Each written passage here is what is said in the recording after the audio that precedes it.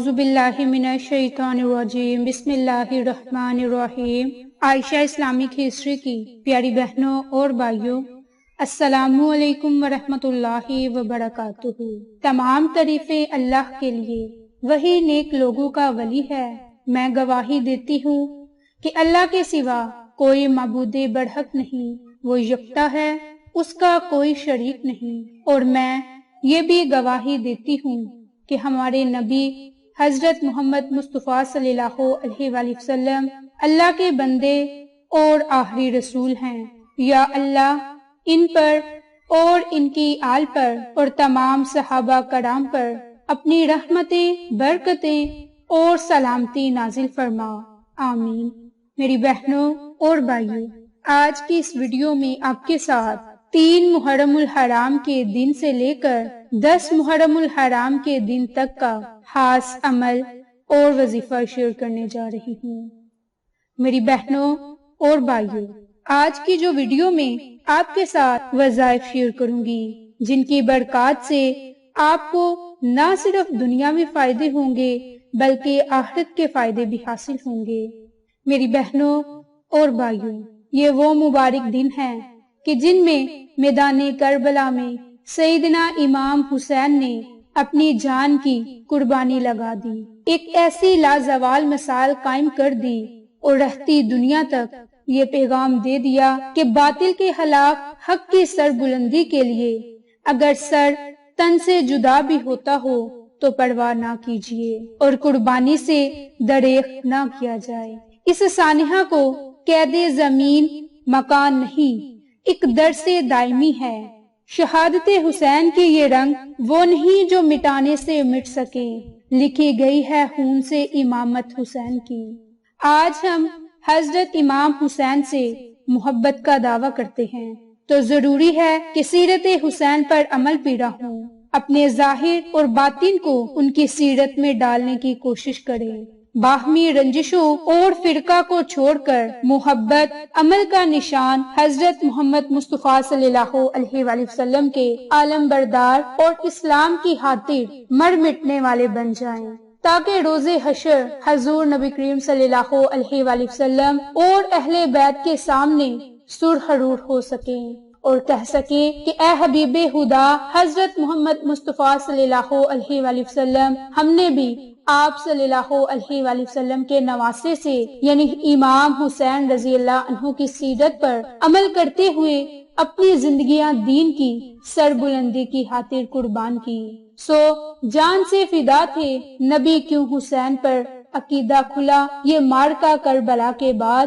میری بہنوں اور بھائیوں، عمر بن سعد ملعون 3 محرم الحرام کو 4000 افراد کے لشکر کے ساتھ کربلا پہنچے۔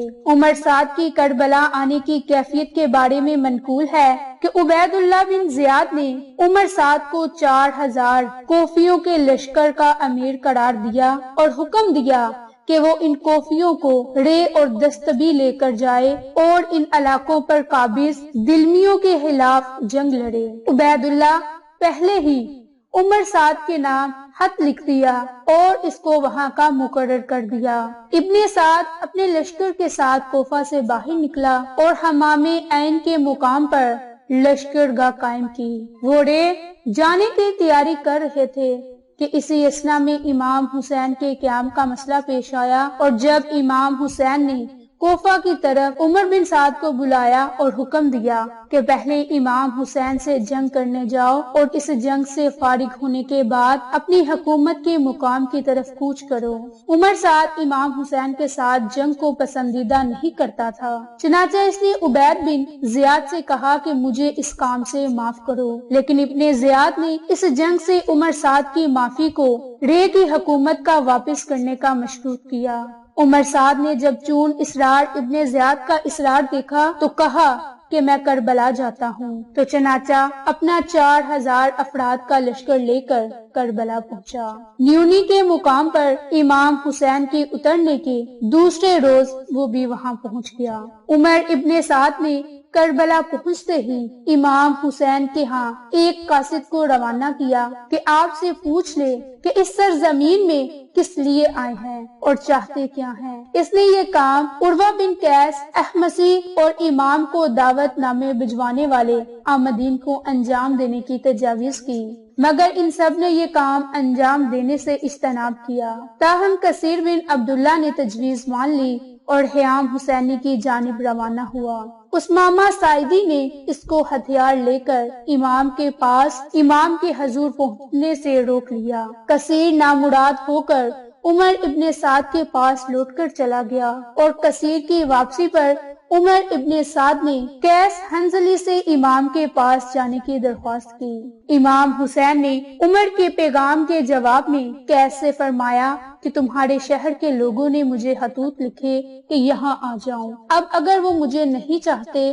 تو میں واپس چلا جاتا ہوں۔ عمر ابن سعد اس جواب سے خوش ہوا، بس ایک خط ابن زیاد کو لکھا اور امام حسین کے اس کلام سے آگاہ کیا۔ ابن زیاد نے عمر ابن سعد کے خط کے جواب میں اس سے تقاضا کیا کہ امام حسین اور آپ کے اصحاب سے یزید بن معاویہ کے لیے بیعت لیں۔ کربلا میں امام حسین کے آنے کے بعد ابن زیاد نے کوفیوں کو مسجد میں جمع کیا، ان کے بزرگوں کے درمیان یزید کے بھیجے گئے تحفے تقسیم کیے جو 4000 دینار اور 2 لاکھ درہم تھے، اور انہیں دعوت دی کہ کربلا جا کر امام حسین کے خلاف جنگ میں عمر سعد کی مدد کریں۔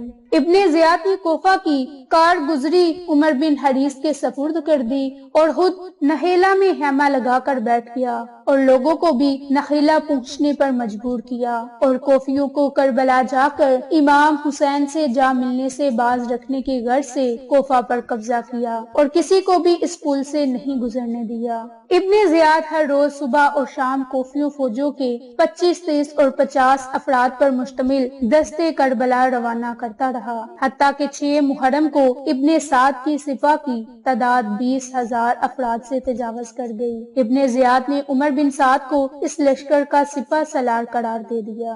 کربلا میں دشمن کا لشکر اکٹھا ہونے کے بعد حبیب بن مظہر اسدی امام کے مختصر سے لشکر کے پیش نظر امام علیہ السلام کی اجازت سے 20 بدل کر قبیلہ بنی اسد پہنچے اور ان سے بنت رسول کے لیے مدد کی درخواست کی۔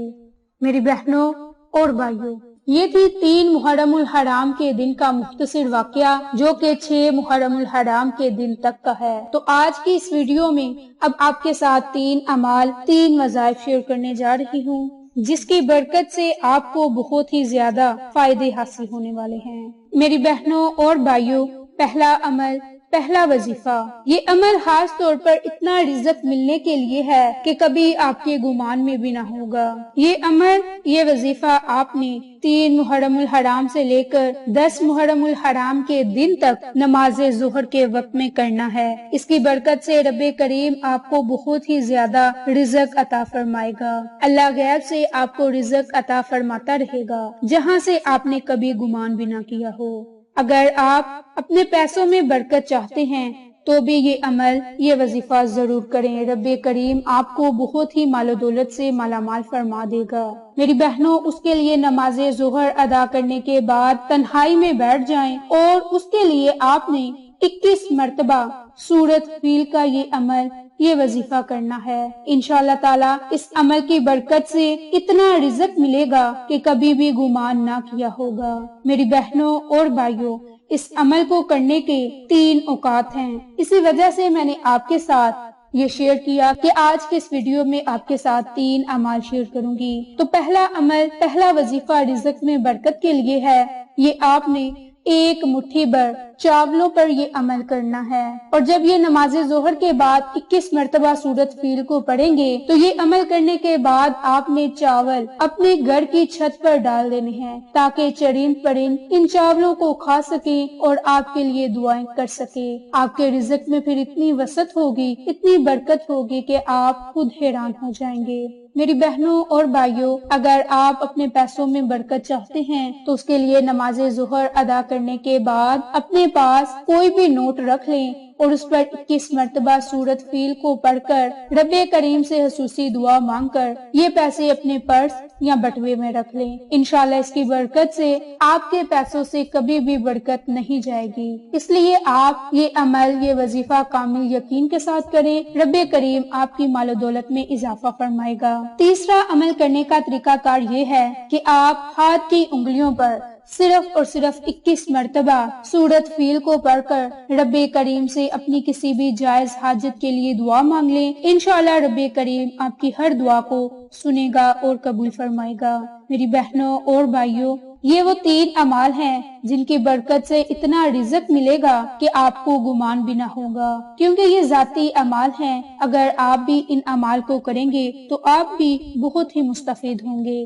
اس لیے آپ 3 سے 10 محرم تک ان اعمال کو، ان وظائف کو لازم کر لیں۔ انشاءاللہ بہت سے فائدوں سے آپ بھی مستفید ہوں گے۔ آپ کو یہ ہماری ویڈیوز پسند آئیں تو اسے لائک، شیئر اور سبسکرائب کریں۔ جزاک اللہ۔